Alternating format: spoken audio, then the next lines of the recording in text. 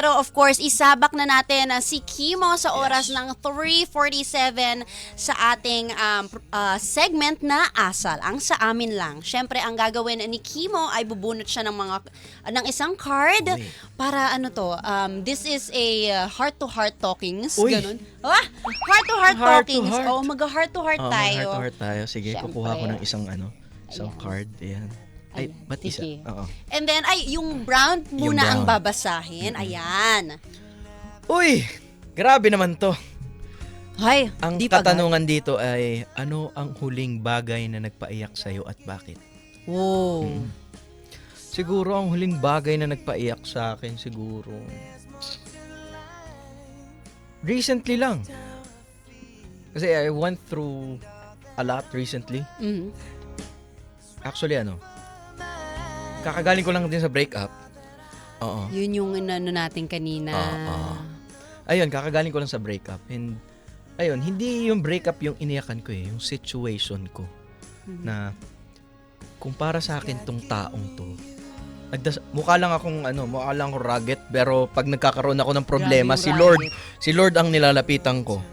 Na parang kung para sa akin talaga tong taong to, Lord, pahingin sign. Hindi ko iniyakan yung tao, iniyakan ko si Lord. Kasi parang ang bigat-bigat na ng nararamdaman ko Parang helpless. Wala akong ibang mahingaan ng tulong, wala akong ibang mapagkwentuhan. Wala, si Lord lang talaga. Na parang ano ba yung sign na pwede mong ibigay sa akin, Lord? Para kung magsistay ba ako sa taong to or lalayuan ko na. Kasi nahihirapan na ako. Yun talaga. Parang, ayun, binigyan niya ako ng sign. Ano yung sign? Na kung para sa akin tong taong to or kung hindi para sa akin tong taong to, Lord, bigyan mo ako ng pagkakaabalahan. Yun, recently, binigyan niya sa akin yun.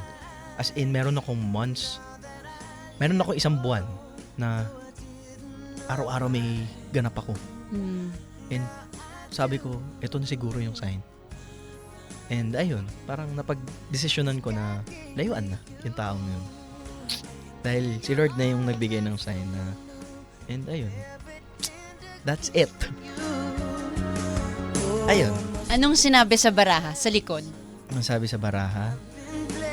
Sabi sa baraha, minsan, kailangan natin umiyak para masabi sa sarili natin na okay lang. Tears don't make you weak. They make you human. Totoo ka naman. Tama. Oo.